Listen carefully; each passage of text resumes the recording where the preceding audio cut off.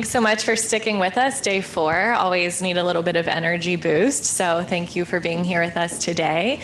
I am, as you mentioned, Jenny Holleran with Kroger Precision Marketing. We are the retail media arm of Kroger. I recognize that we are in New York, and some of you may not be familiar with Kroger, but we are the largest grocer in the United States, over 2,700 stores. Nationwide, and 5 years ago we launched Kroger Precision Marketing. So retail media, really, there's a ton of excitement around it right now. We recently launched our private marketplace, which unleashes the power of our first-party data in the open web.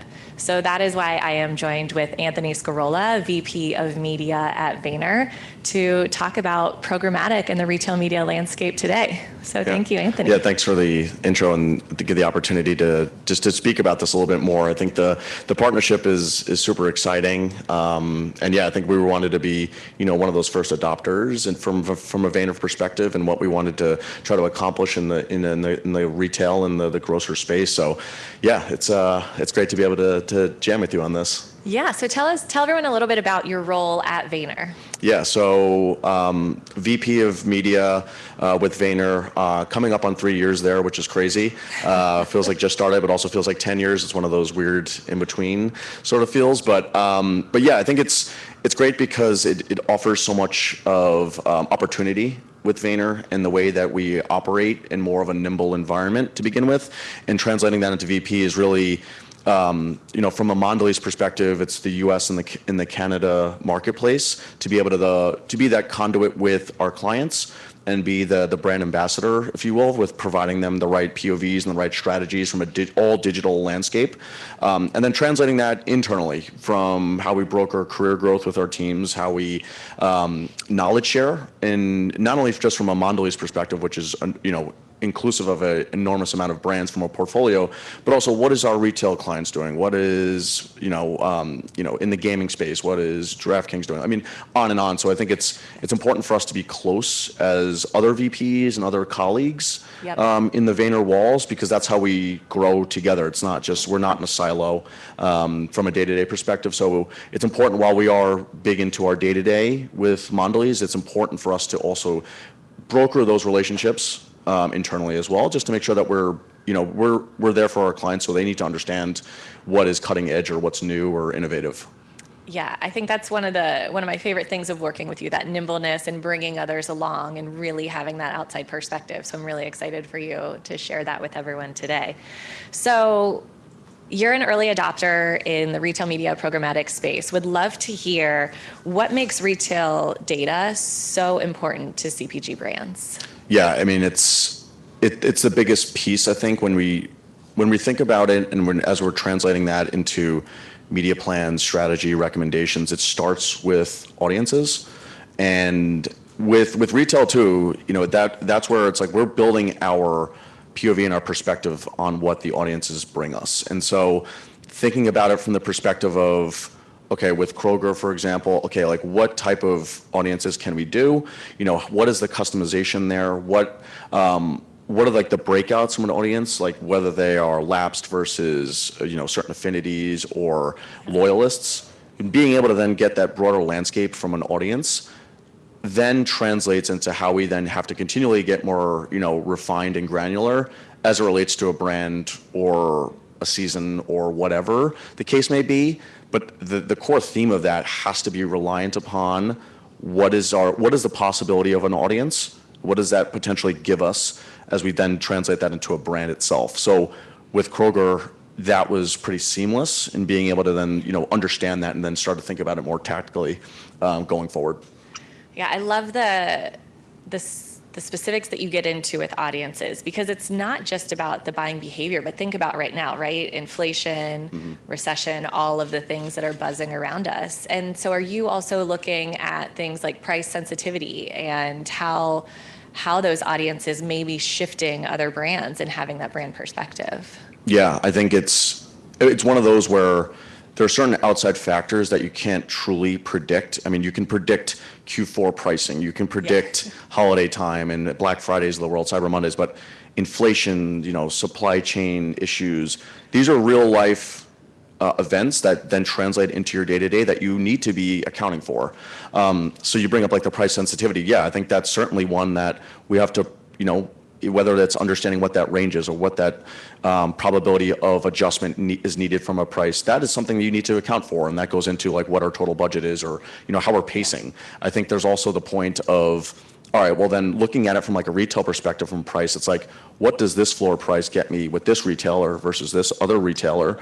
And then you're comparing, contrasting, is that locked in for the year? Is that a quarterly assessment? So yeah, price is obviously a huge part of that. And it's like, what does the price then look like for off-the-shelf audiences versus customized ones?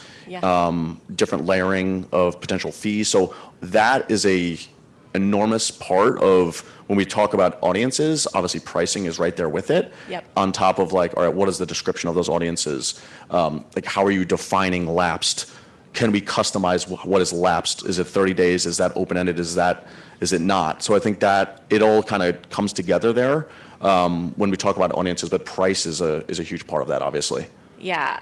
I think that's one of the things that excites me most about like what we're able to do together is just the variables that have happened over the last few years. So we're no longer just looking at what is someone buying, but what is their pattern? Like even on our site alone, we're seeing how customers are searching for offers, searching different prices. They're no longer going down just the same path that they used to, search an item, click, add to cart, or take that to in-store. We're really seeing the navigation, which makes, being available and apparent more important than before. Right.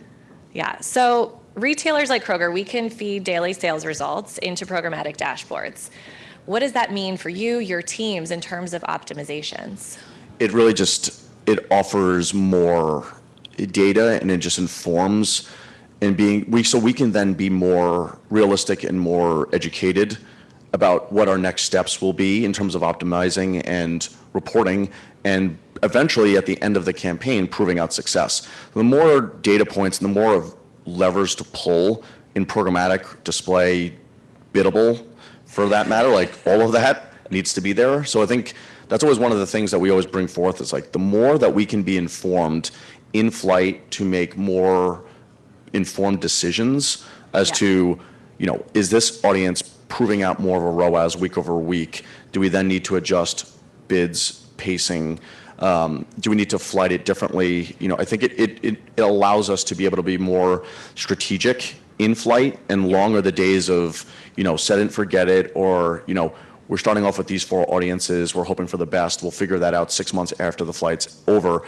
All of that is not true anymore as long as you are provided, those opportunities. And, the in-platform measures that are provided with Kroger are phenomenal for us to understand, we can set up recurring reports if we want to just like get a roll up there, but we can also see that in the platform and really understand how our audiences are translating into not only front-end engagement, but sales. Sales is always going to be most important in this type of the game, obviously, but I think you also need to know like what is an actual sale and what is that like, is how are sales being tied back directly and kind of going off of that, because then that we use that towards, if we pull a report, that informs our decisions to optimize, whether that's an audience, if that's a bid, or maybe it's even a geo. So I think all of those are allowed within what is provided to us in platform from what you guys provide to us on a daily basis.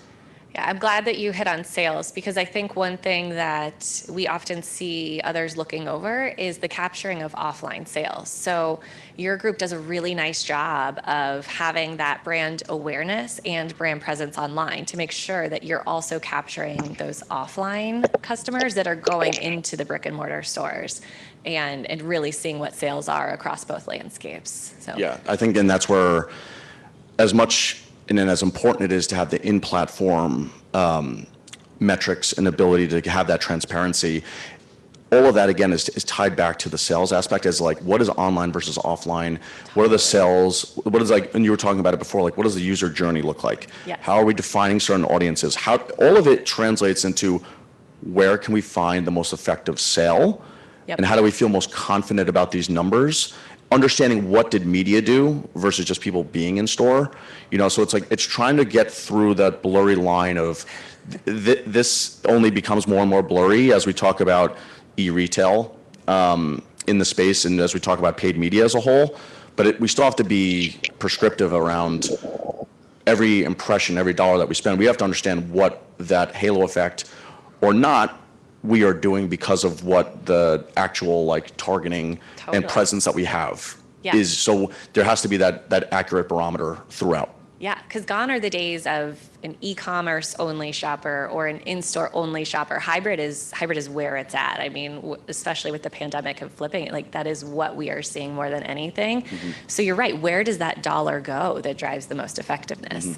The other thing I like that you mentioned is just don't set it and forget it. There's so much importance on the hands-on keys and really optimizing on a regular basis. I know your team is constantly evaluating so many metrics to make sure that it's going further. So that's so critical. And I think it goes back to, well, so we start off with, a current stack of audiences we think will work for a particular brand or a category. So it's like category enthusiasts, like, dessert lovers or, cracker lovers, and thinking that'll translate to the brand. And usually it does, but that doesn't mean just because you take an informed decision, based on what either, analytics says or, client side like I&A teams bring forth, that puts us in the right position to succeed right off the bat, but that doesn't mean that that's a guarantee. And so, and then maybe they're all having some varying levels of success, but then there's probably some audiences that we've typically seen, just more of like the loyalists, typically have that higher ROAS. So we want to make sure that like they have enough, share of voice, so to speak, in that programmatic day-to-day lens, that we don't want to be capped out at a certain day if they're proving to have that higher ROAS and that return. So maybe we just structure it differently. We structure bids differently, we structure your pacing differently. And that could change week over week, and it has done, and that's fine. That's following the user behavior, but in an appropriate manner, so you're not taking anything for granted. Right. I love the week over week too, because everyone's lives are adapting week over week, right? We're in the playoffs, Yankees fan. You're having your indulgent moments as maybe you needed some comfort food last night, maybe. It's crying to some sort of food or drink. Right. Which Oreo is on hand. That's really helping you get through Houston. So love that. What goes into the retail executions, and how can it become successful end of flight? Yeah, I think there's a few main points to prove out success. I think first of it, honestly, in what we had to do as a team and as a company, was get trained. And so, as we were talking about it before, like, this is a new offering for you guys in general. This is new for us in terms of being able to get like hands-on key experiment and operational. So in order to do that, we all as a collective team need to feel like we are masters within the proprietary tools, logins, DSPs, all that, on top of everything else that we're running. But when we talk about hands-on key, this is a pivotal part that we have to feel like we know what we're doing. Not only that, but we can like be very just calculated. And we can be effective and efficient in platform, that then leads time to just more ability to just be on top of other campaigns. So starting off with training, I think, is like so fundamental, and it's one of those that can kind of just get like swept under the rug. But it's an entire team effort to be able to do that, and then that sets us up, because then once we feel that we're trained up, if it's anything that's a net new perspective, then the next part is then assessing the complexity of like, okay, now we understand the platform.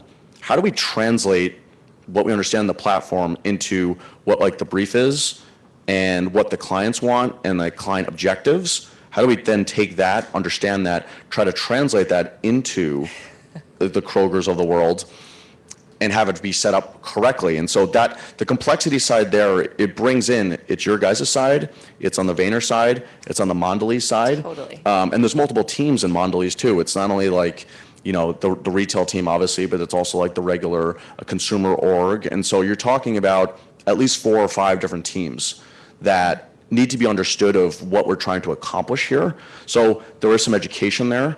There is a lot of just, the way that we have to refine and make sure that our POV and our tactical makes sense based on what they're trying to achieve, that then we can then assess that as the retail roadmap continues to grow, how do we apply that to either certain retailers? How does that maybe particularly different with Kroger versus some of the competitors? Yep. How do we then look at that, not only at a retailer perspective, we have to eventually get down to a brand, Yeah. understanding their nuances, their targeting, they might have different objectives as well. Obviously, everyone's pointing towards the highest ROAS possible, Right. but some targeting are maybe more niche than others. And so it starts from a wide net, and you're getting into the lowest part to be able to then, you're operating in that sense of what does this brand do based on the audiences and then the retailers allowed that we are activating on. So I think that's where that's so important, and being able to do that sensitively. So like we like to really work around a crawl, walk, run mentality. So I think right now we're definitely in the crawl phase, but there's nothing wrong with that because we want to go about it correctly. We want to learn as much as we can during the crawl phase. That helps inform those other two, because eventually you want to get into that run, that sprint, when then you're running, cross brands, more brands, understanding more from a retailer perspective. And so it's building upon the crawl phase being most important. So making sure that like the learning agenda that we have set out, not only from a portfolio wide is correct, how does that translate to the brands? How does the client feel about that? And how ultimately are we performing? All of that goes into this, not only before you set any sort of thing live from a platform perspective, but also that translates to, say, like how you define success at the end. If you're not doing all that up front and then during the flight, it's not going to be successful. So I think there's a lot of communication and closeness that's needed among all of these parties. Totally. And so like we as Vayner, like we're kind of like the middleman, but like we have the most context so we can inform the right parties, and we want to hear their feedback anyway and work off of that and action off of that. Yeah, I think the education is key. You've been at Vayner for 3 years. Retail media, private marketplace, like that didn't exist really 3 years ago. So it's the constant learning, the constant staying on top of it, the understanding of systems so that you are the expert leading back out. And one thing I really love working with you and Mondelez is that crawl phase, because it allows us to push each other and challenge and build together rather than waiting and saying, I'm going to jump in at a sprint, and then what ends up happening, you get shin splints, Right. you lose the race, if we're going to go into that mentality. And so it really is important to partner early and have that open dialogue, which that's how we're building for the future together. What do you look for then when you're partnering with retail media programmatic partners? It really is probably could be summed up with like just flexibility and availability, and by that it's more, what are any sort of minimums that we should be aware of, like what either like what studies are available, like whether that's sales lift or otherwise, to better quantify like what could be offered, just generally speaking, to be able to understand, okay, like as we kind of deduce and understand from a portfolio wide, and also thinking about the brands that are actively playing, which would make most sense to them. I think so. It's understanding more broadly what's available as we think about it from Mondelez's side. And I think there's, so the more flexible, obviously, the better in that perspective. And I think it's really, we talked about it before. It's like, what is available from an audience side? So like, what is like the projected, audience pool? What is the sizing? How often is that really, updated? How does that like, as you think about it based on like categories or the way that we're breaking out audiences, which audiences maybe have far more size versus others? And that's good to know and still fine, but like the ability to scale is so necessary, because if you're not scaling, then it all comes back, like we need that stat sig to understand what this part of our journey is equating to.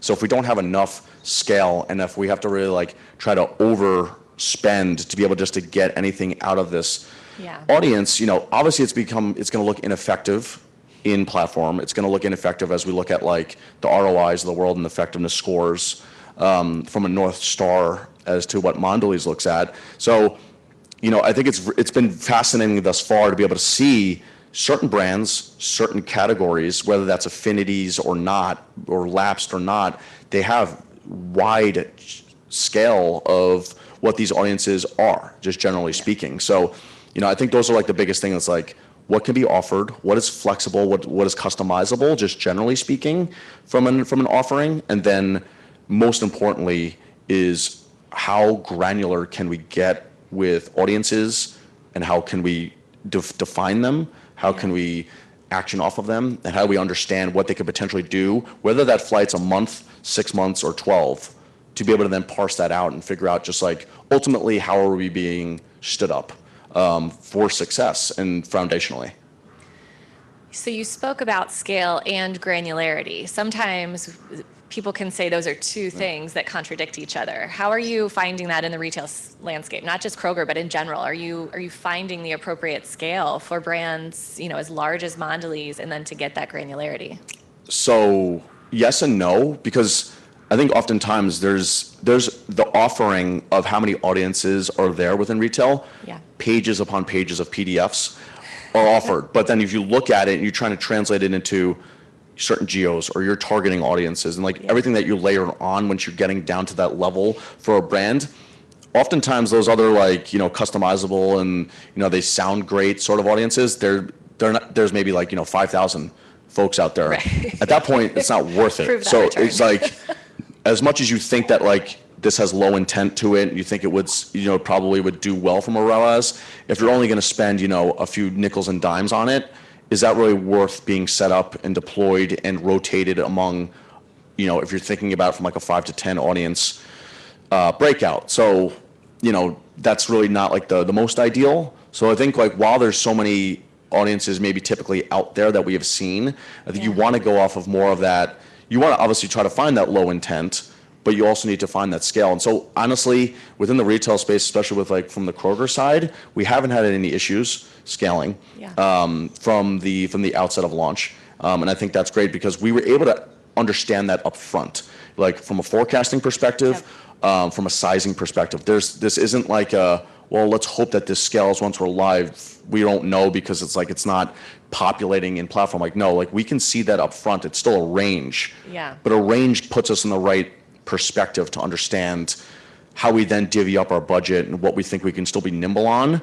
And the last thing you want to have to worry about is trying to draw spend or impressions against an audience, because then you have to pause that audience. You have to think about maybe replacing with an audience. Then you have to redefine what your allocation then is. So it's not to say that's impossible, but it just layers on. It's not as clean of a test as you thought in the beginning. Right. It's that whole crawl phase, right? If you can't test properly, then how are you going to get the results to then continue to drive? What are some best practices that brands are leveraging?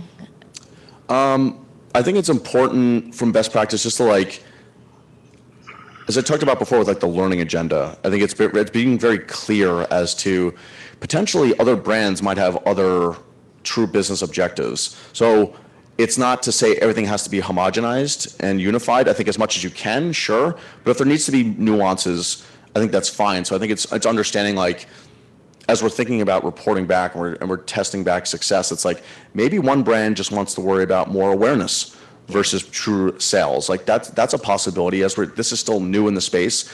It's still what do they ultimately want to accomplish here? So I think it's being very clear as to what is the learning agenda, not only for the portfolio, but how does it maybe differ for a different brand or a category? Right. So I think that's important. It's one of those, it's you don't want to be caught in the end with then maybe a client or people thinking completely differently and just assuming, when if you're informing them up front and being clear about that, it gets away from that.